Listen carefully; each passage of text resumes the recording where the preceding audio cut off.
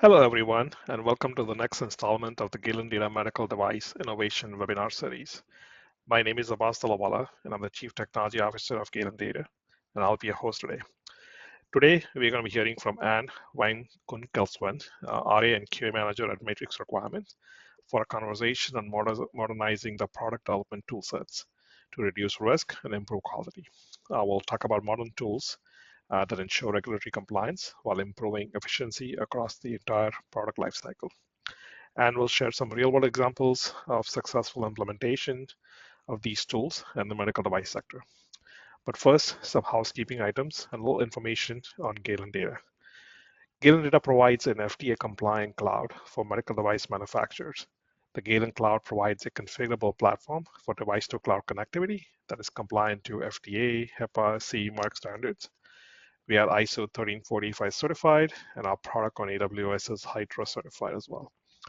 Founded by seasoned medical device professionals, our goal is to make medical device development faster and at a fraction of cost versus build your own. Galen Data allows medical device companies to stay medical device companies and not become IT companies. Finally, some quick logistical things. As we are going through this, if you have any questions, you can type those in the Q&A section. You should see that in the sidebar, either to the left or the right-hand side, depending on the client. Or we'll ask those questions to Ann either at the end, or if it's appropriate, I'll bring these during our there's also some handouts on that control panel with more information on Galen Data and a white paper on cloud connectivity. Also, a reminder that a copy of this webinar will be sent you by email, most likely tomorrow. That being said, I would like to introduce our guest, Ann. Welcome, Ann. Let's start with a brief introduction of yourself. While I do that, I'll also make you the presenter, so you can start sharing your slides. But Ann has been working as an RAQA manager with Matrix Requirements. She focuses her skill sets on regulatory affairs and quality assurance. She also does some teaching at École Polytechnique de Louvain. I don't know if I pronounced that right. But Ann, why don't you introduce yourself in more depth? Thank you, Abbas, and welcome everybody. Thank you for joining this webinar. So my name is Ann Vankrunkelsven, well pronounced, by the way. And I have a background in bioengineering, but for the last 10 plus years, I've been working in the medical device industry. My whole career is focused on regulatory affairs and quality assurance in this market. And what I've seen in the last years is that there was a shift. When I started, we still had a whole cupboard full of binders with documents. And a lot of the time we spent was really on making sure that everything was ready for whenever we had to submit a file or whenever we had an audit. And over the years, there is this clear shift of digitalizing the information, monitoring this not in paper format in cupboards, but in shared document folders. It can be in the cloud or anything. And now, luckily, I would say, we also have modern tools, and they have a clear advantage, and they really have a function to make organizations and to make this whole process more efficient. And that is what I would like to talk about today. So we'll focus. Sorry. We're hearing some background noise from your mic, so I don't know if you can adjust a little bit. There's a lot of, maybe you're too close to the mic. Having my headset on, and there is no sound here, so. Keep going. That's fine. I don't know is it better like this if I'm a bit further away? No. I think the mic is closer to your, but that's fine. I think we'd be okay if you can adjust it. That'll be great. Otherwise, it's okay. Better? Yes, much better. No? Thank you. No, better. Very okay, good. Very good. Great. Thank you. All right. Sorry about that. So We'll focus we'll focus on the medical device development and how tools can help us with that. So first of all, for everybody who joined this webinar, I assume that this picture is quite familiar. This is a very common way of representing medical device development cycle. You start off with an ID, you make sure you have funds, you have a budget for it, and then you go through this cycle of developing the product, the device, to test it, to go through some iterations, to have your VMV, your clinical phase, everything to get then a regulatory approval, move it to production, manufacturing, distribution, and then obtain information from the market to adjust and to adapt and improve your product. All of that comes with a lot of strategic planning and communication, and all of this also comes with documentation requirements throughout the whole cycle in all different phases. So this is a very classical way of representing this. It's true, but it's not the entire truth, because to be honest, medical device development tends to be a messy thing as well. It's not linear, it goes in circles and sub-circles. You have a lot of interactions. It's also something that changes quite often. And when you have changes in one aspect of this whole cycle, it affects many other parts. So you have many different people that are involved. You have many changes, decisions that affect the whole process. So for somebody who needs to manage these kind of projects, but also for investors, for management teams, it's important that you have a strong team that knows the organization and that knows how this whole chaos works within the organization. And it's not the same for every company. It's really something specific.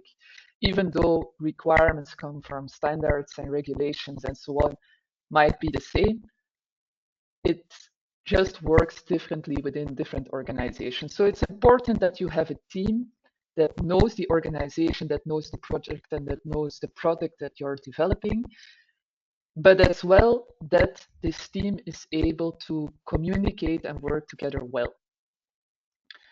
And so there are many different challenges, and I try to organize them here in a few different categories. And first of all is the stakeholder management. So you have so many different people taking part in the development of a medical device. In the end, the medical device development is the end result of the whole organization working together. So I listed a few here, but in fact, it's the whole organization. You have development team, you have REQA, the managers, the investors, marketing, sales, but also the patients, the users, the end users for whom you are creating that device. They all have an input and an impact on the device development cycle. Not only this, but you also have decisions about where you want to market this device. So you can have multiple regions, all with their own regulatory requirements. And within each region, you can also have multiple legislations that apply to your organization and to the product that you are developing. And I'm thinking here, it was mentioned in the introduction as well, things like GDPR, like HIPAA, the MDR in Europe, the AI Act, other AI legislations, all of that might affect the requirements of your device and also what is required from your organization and the documentation that you need to generate. Same thing is true for standards, introduction of new technologies. I mentioned here on the slide AI, but it could be anything. If you are introducing or incorporating certain technologies, it might really affect the regulatory requirements for your project as well. And the third category is the product and the organization. You can have internal decisions to make changes. It can come from really internal input, but as well, if you get feedback from the market, if you get feedback on the product that is already launched and you need to improve it, it will affect the whole medical device documentation, and it will restart an iteration of the design. You can have changes in the regulatory requirements, so the legislation can change, the standards can be updated, but it can also be depending on new decisions to enter other markets or to enter other sectors. So it all depends a bit on what the organization decides to do, but also the organizational development. The structure of teams can change, the location of teams can change, the processes within the teams can change. So all of this will affect the complexity of the project, will affect the development cycle of your device. And all of this needs to come together. And if you then have manual processes, if you have disconnected processes, it just adds a layer of complexity. And this is where I believe tools can be very beneficial. So how tools can help? I was talking about many different stakeholders, many different contributors to the development of a medical device.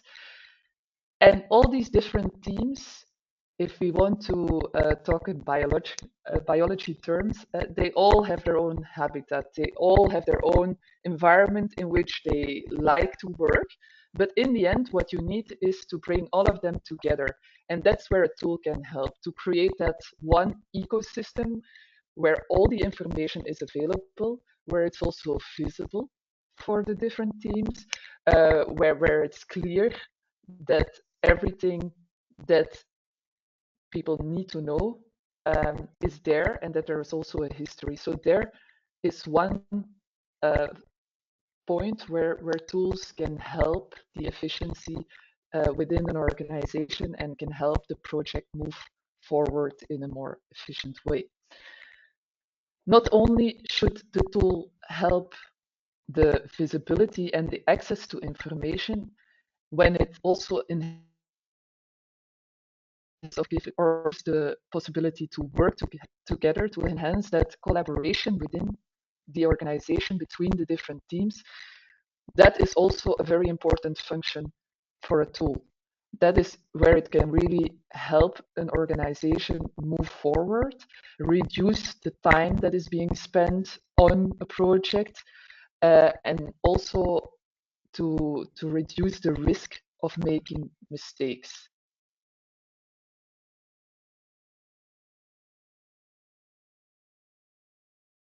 But also organizational risks. So when you create that ecosystem and you also give the possibility for the different teams to work together, to really bring all that information together and to work together in this one project, then it can really help the organization move forward and have the device on the market faster. And then a third point where I think a tool can be very beneficial is when it facilitates traceability. Why care so much about traceability? Well, first of all, it's a regulatory requirement. You as a manufacturer need to be able to show that you are on top of this whole development cycle, that you have defined the user requirements, have created a correct design input, did your risk management, did your testing, and so on. So, and you have to be able to link everything together, and this needs to be clear from your documentation as well, that you have this full control. So that is one reason to focus on traceability. Second reason is that you also want to make sure that you are implementing the right requirements, that you are creating the correct product. So also from a customer satisfaction point of view and from a marketing point of view, you want to make sure that this product that you bring to the market is indeed what the market wants. Another reason to focus on traceability is once you have that product on the market, you can have complaints, but you can also have legal claims. And you want to make sure that your documentation is spot on at that moment. You don't want to find out at that moment that 5 years ago you made a change and some of the consequences of that change were not tested, were not taken into account, and so on. So also for that reason, having good traceability and to document it well is important. And then the last reason is organizational efficiency. Again, you have so many contributors. There is in-house knowledge. People change, people leave the company, new people come to the company. You want to have that traceability within the design, but also historically why certain decisions were made, why certain changes were made. You want to have that all in the documentation. When I started off in RAQA medical devices, we did this in an Excel. And still today, I know that many companies do this in an Excel. That's very cumbersome. It's very time consuming. It's very prone to errors. You make mistakes, you forget things. So when you have a tool that actually allows you to create that traceability while you work on the design, and that makes it easy for you to update this and to extract the documentation with the correct traceability already embedded, that is a very important feature, and that's one of the things where tools can really make a difference, modern tools. So when we think about different stakeholders in the whole process, how can tools, modern tools, benefit the R&D team, for example, R&D, engineering, and so on? Well, it can actually make or help iteration cycles go faster. When you can really collaborate, when you have transparency, when you have all the information together, when you have that full version control and you know why certain decisions were made and what is the impact on other aspects of the design, it can improve and make the iteration cycles faster. I was talking about the traceability, so integrating design, engineering, testing, risk management all together and have everything linked together will also improve the efficiency on that front. And when you have improved collaboration, you have all the documentation, all the information together. It's also easier to extract that information in documentation and to have clear and up-to-date documentation. So for them, it really can make the process more efficient and faster. For the RAQA teams, well, if they don't have to focus on following up all the individual documentation, making sure that when there is changes in one thing, that it's also reflected in other parts of the documentation and so on. When that part is improved or facilitated by a tool, they can focus much more on strategic regulatory planning, on making sure that the processes within the organization are optimized. So whenever they don't have to do all this manual follow-up of different processes of documentation of changes, they can help improve the processes within the company in a more efficient way. They can really spend more time on the regulatory planning, on making sure that everything moves in a more efficient way. Traceability matrices, as I said, very time consuming if you have to do that in an Excel. So also there, having that version control, having the link between the different aspects of the design, and having not to worry about making sure all of that is up to date will also improve the efficiency of those teams. And it will facilitate the workflows in any case. On top of that, what I want to mention is I'm talking a lot about the development cycle, about the product documentation. RAQA teams are also involved in the QMS processes and so on. If you have a tool that brings the two together, this also facilitates their work, of course. And then when we think about business teams, about management, about investors, then having a tool that improves the collaboration, that reduces the time spent on making sure everything is up to date, having a tool that makes sure that you can move faster in the project, well, that reduces the time to market. It lowers the costs because it streamlines the whole operations. If your tool also provides you the possibility to follow up, to do project management, to have dashboards, to have analytics, this also ensures that management teams can react faster, can make sure that everything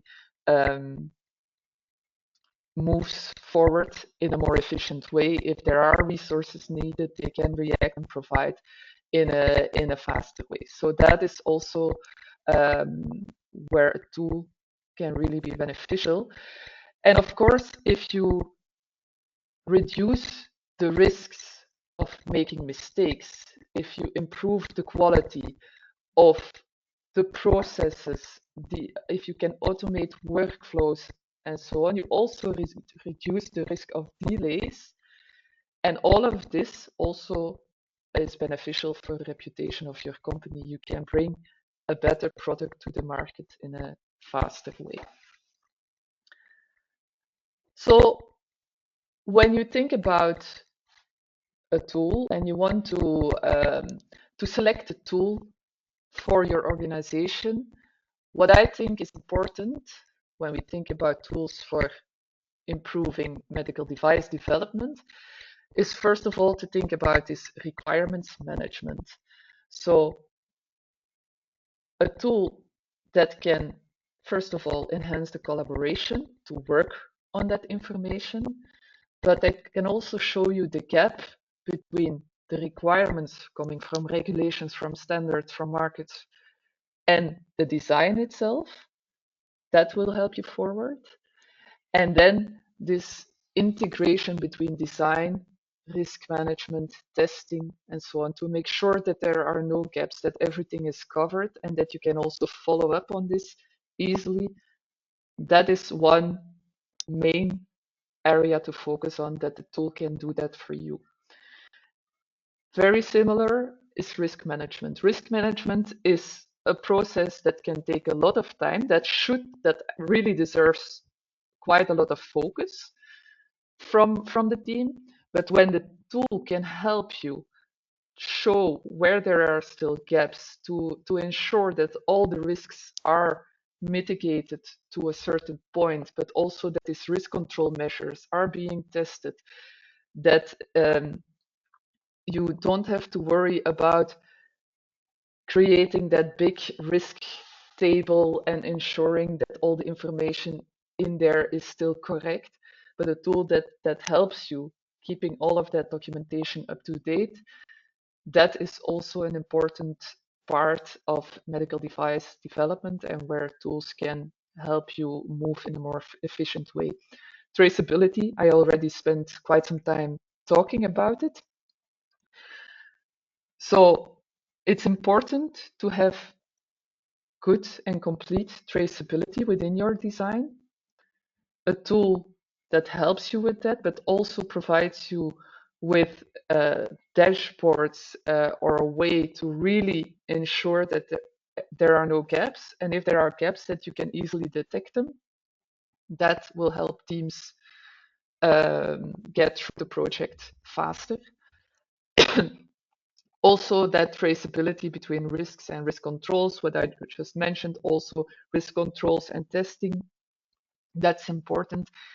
But then also the historic traceability, knowing what is the difference between different versions of your documentations, knowing why certain things have changed, who made that decision, why, what has changed, and so on.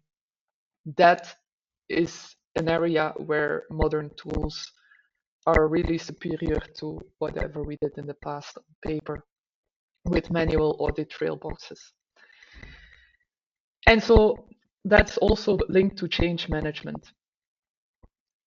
If you have a tool that shows you immediately what is the impact of one change on the rest of the design, what is the impact of a change in the documentation to the rest of the documentation, and that shows you that full version control, then you have a tool that can help you move forward in the medical device development cycle. And here I want to add one requirement for tools and for you, whoever is doing that selection for a tool, is think for tomorrow. When you choose a tool, it should be a tool that is designed for your organization today, but also when it grows. Systems that are successful are not rigid. They evolve over time.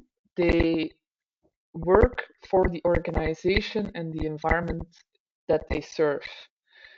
So when you select a tool, you should also think about what will happen to my projects, to my organization in the coming years. If you have a tool that restricts you, it won't work. If it just solves the problem today, but it restricts your growth, whether it's in organization or in product development or whatever, it's not the right tool for you. So you should really focus on tools that enhance that collaboration and everything I just discussed, but that are also scalable and flexible. And this is something that we try to do with matrix requirements as well. So we have one tool, but one of the main things that we've always tried to do is to also have a tool that is helping with the traceability, with the requirements management, with processes and so on, but to have a tool that is also flexible enough so that it can be adapted to the needs of every organization. And then, of course, I mean, we talked about what tools can do for you. We talked about what is important to focus on when you're thinking about selecting a tool. But then once you have a tool, how to go about the implementation, because this is a very important change in an organization if you move from one tool to another or from paper to a tool. So what you can use is the plan, do, check, act cycle. What is important there is that you, first of all, map your activities. You need to know what you want a tool to do, what you have currently in your processes, what you're doing, and then prioritize them. You also need to have the team aligned. These changes require that the whole team is on board. What I would not recommend at all is to try to change everything and all processes all at once. Take it step by step. Make sure that the people are trained and upskilled if needed. And then look at what is going well and what is a bottleneck in implementing that tool for that specific step. What we've seen in the past is that some companies try to change everything all at once. But the problem is you can try to do that and it will work if you really have people dedicated to only this. Now, it's not always the case. It's actually quite rare that there are people that are 100% committed to implementing a tool.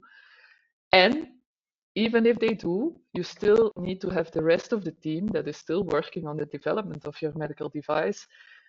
You need to have them on board, you need to have them trained, and you need to have them switch to using the tool. So in my opinion, I think it's better to take it step by step, see what works well, see where there is more training needed or some adaptations, and then increase the use of the tool.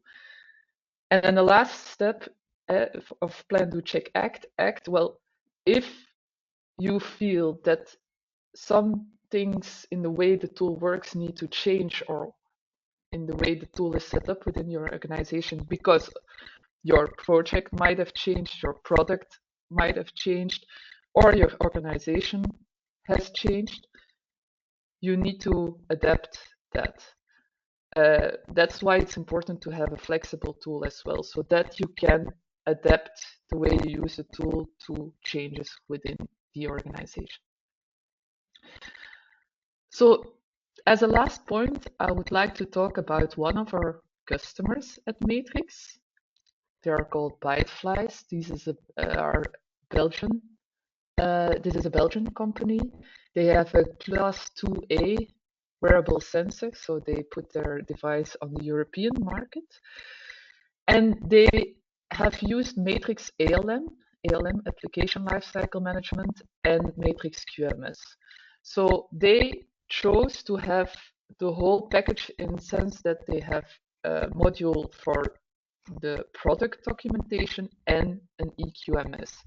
With Matrix, you put them on the same platform, so you have that full integration of the QMS part and the product documentation part.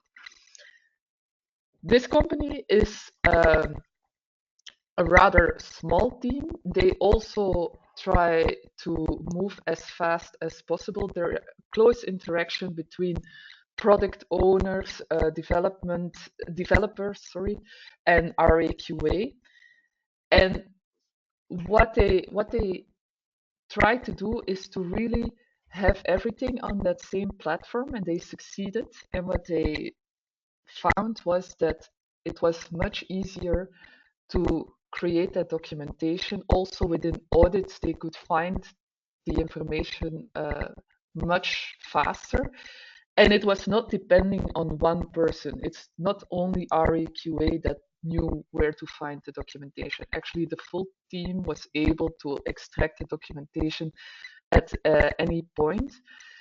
And what really helped them was to have that full automation of traceability management. Linking that the whole design information together, having the link as well with their QMS, that really was a big improvement for them compared to before. And that really helped them to bring the product to the market much faster.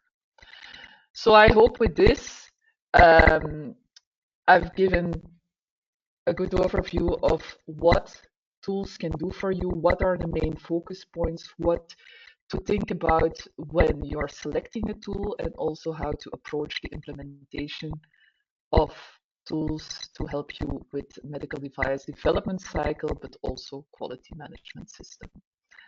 So I'm happy to answer questions. Thank you, Anne. Thanks for all that information. It was really good. So let's see.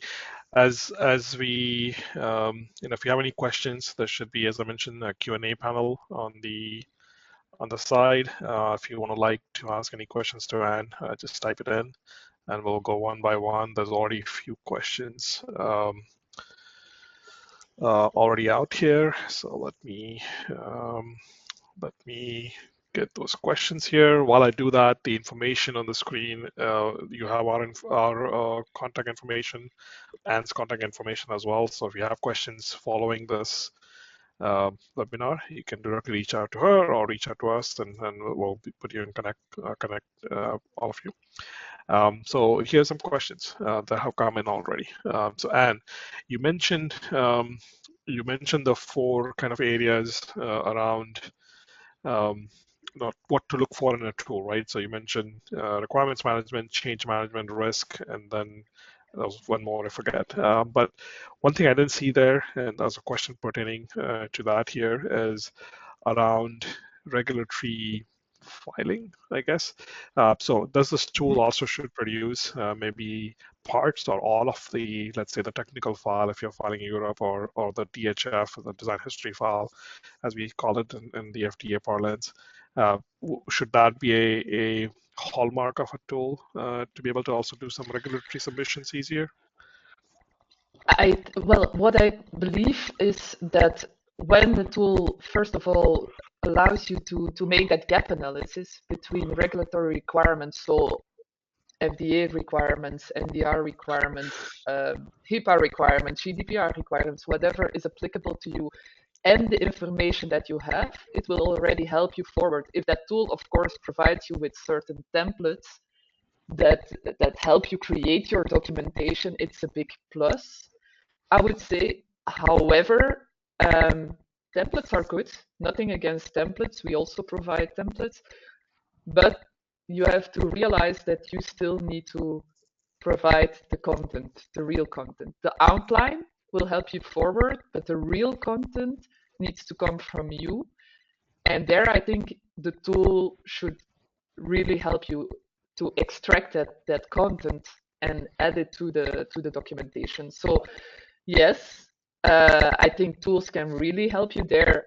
First of all, with doing that gap analysis. Secondly, if they provide templates, it's a very nice plus.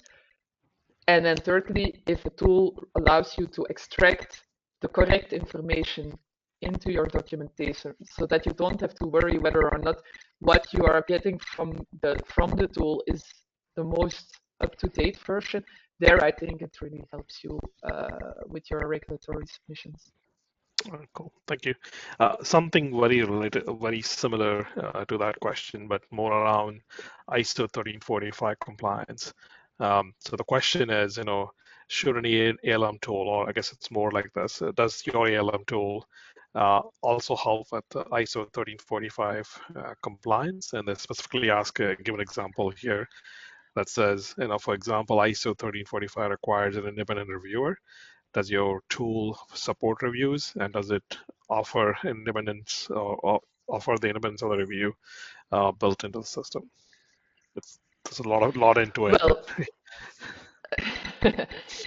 Well, well, when we talk about Matrix itself, we have the possibility to do reviews. So you can create review items. This can be for multiple items or only one. And when I say items, these are things like requirements, like specifications, like risks. So really to review those, but you can as well have those on document level.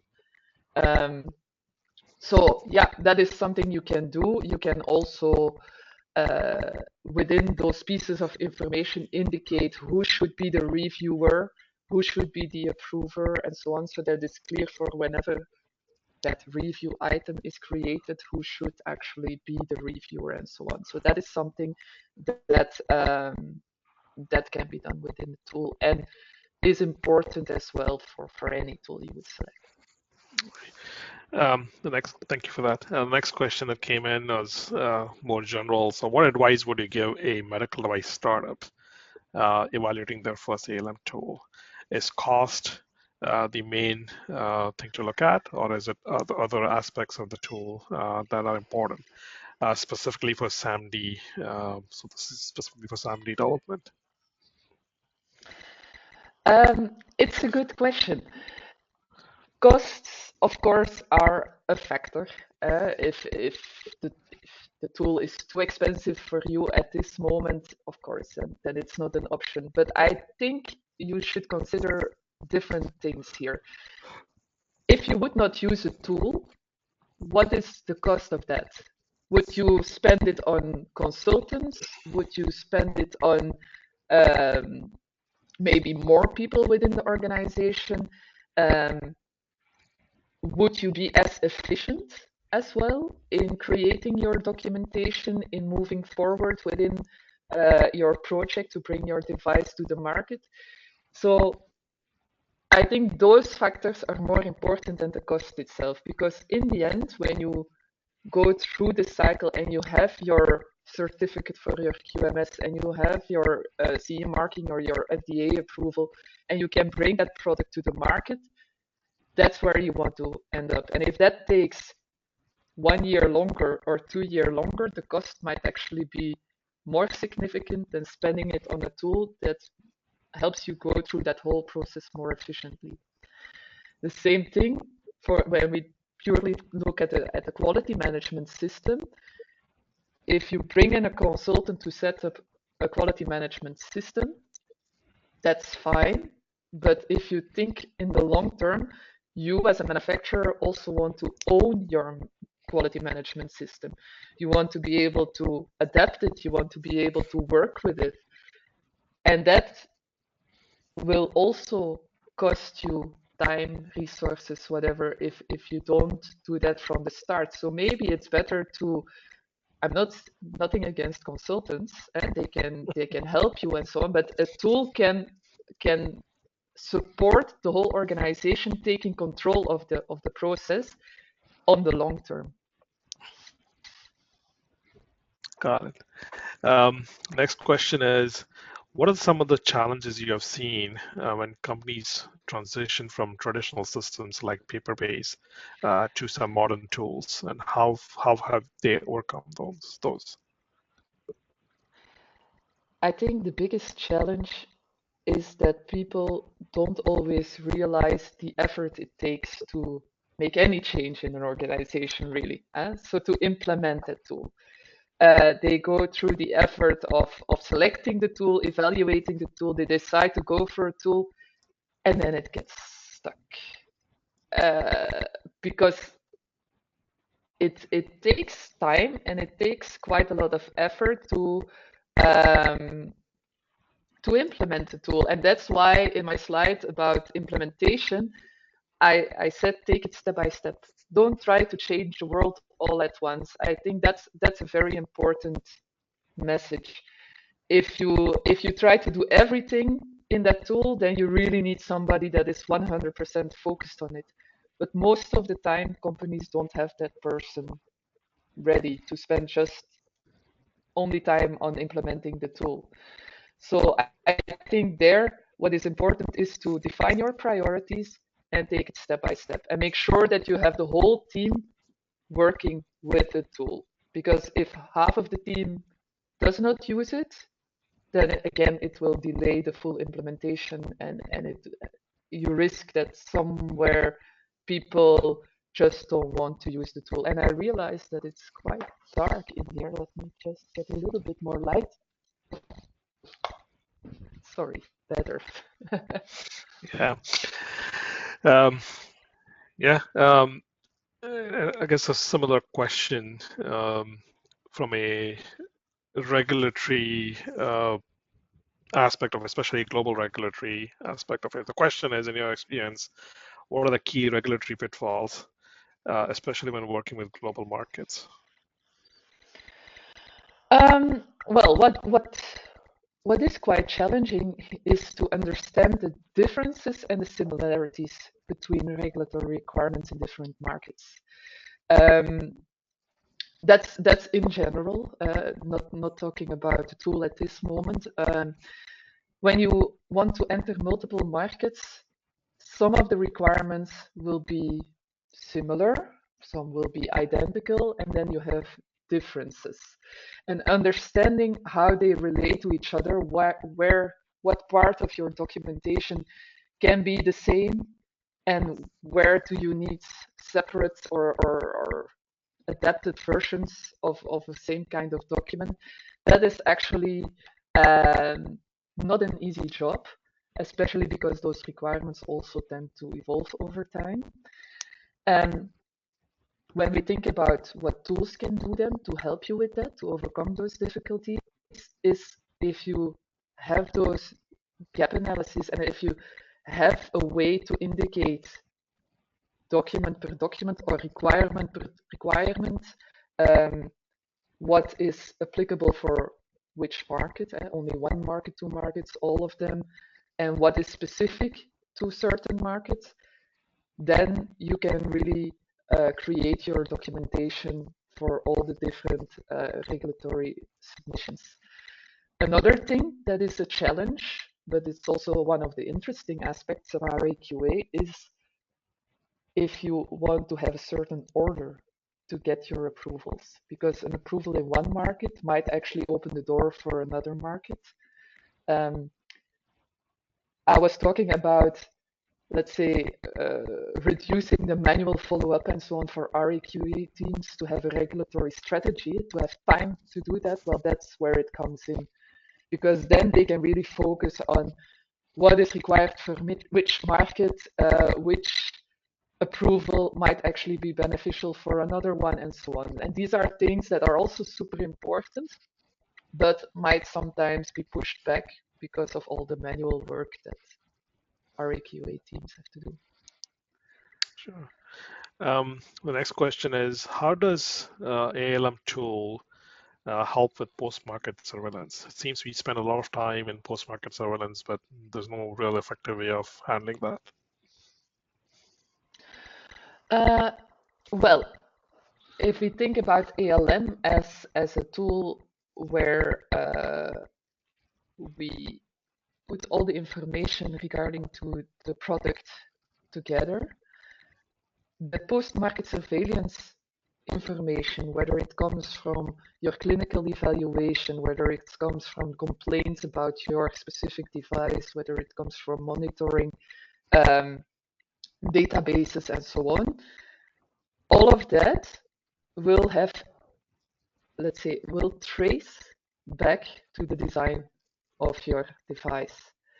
So a tool can collect, I mean, you can collect information in your tool if that tool allows you to do that, but then you can also trace it back to the design of your device. Again, if you also see in certain, I mean, that's part of your clinical evaluation. If you see that certain similar products in the market have issues, you should update that well, no, you should not. You should at least evaluate whether you should update your risk management, whether this affects your design itself. So in this way, you can collect that information as well in your ALM tool. Other than that, again, if we think about regulatory submissions, post-market surveillance documentation is part of that file. So you build all of that documentation within the tool and then extract it for submission. Cool. Next is more of a, I guess, future-looking question. How do you see ALM and eQMS evolve in the next 5 to 10 years? How do you stay ahead of these changes?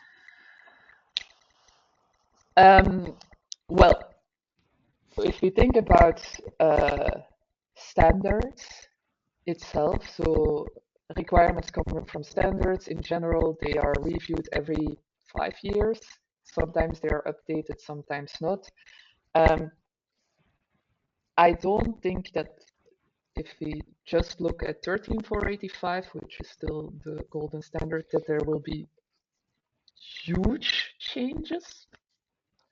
What I think will happen more and more is that we have other standards and other regulatory requirements coming from legislations that will impact your quality management system, and therefore also the eQMS tools that need to support that. So I'm thinking about information security, I'm thinking cybersecurity, I'm thinking about AI policies, AI Act, regulations, legislation, all of those different, whether it's standards or regulations, also have parts that are providing requirements for a quality management system. And I think eQMS systems, so eQMS tools, will need to adapt to make sure that they can actually support those requirements. And that might actually change the tools themselves to be able to support all of those different requirements coming from all directions to ensure that the quality management system, let's call it management systems, not only quality, but all of that, to ensure that these management systems can stay compliant with all the different requirements, not only coming from quality management standards, but all of the others as well. Yeah, that's actually one another question around AI. So I think you answered most of it, but I want to ask it again. How do you see integration of AI and machine learning happening within the ALM eQMS systems? Yes, well, AI is everywhere. So I think we all already see it today. A lot of tools are popping up where you have AI generated processes where you have AI generated content. So I think this will become a standard within any tool that you have also the support of AI. For us within Matrix, we're also developing AI support to generate risks, for example, or to actually facilitate the whole brainstorming around how to define risks. And I think there, what I believe is important, it's good and it's nice that you have AI support in all of the different aspects. What is required by the AI Act, but also by other AI legislation, is that there is still this human in the loop. You don't want AI or machine learning to just start off and develop something without any control. And I think there it's important that tools also provide that possibility. It's not only providing AI algorithms to support creating the content, but also to make sure that manufacturers have a tool that handles this AI generated content in a correct way that is compliant with legislations, with standards to come, and so on. Got it. I think that's, let me see if another question came in. No, that's all the questions we had. So ours and Matrix's contact information is on the screen now. So reach out to us if you have any more questions, or we have answered all that came in, but if you have any more questions, we'll follow up. We'll do our best to answer those in a timely manner. Thanks, Anne, for your time. It was a great webinar. Thanks again for everyone who joined, and you all have a great day ahead. Thank you. Thank you for having me. Thanks, everybody. Bye.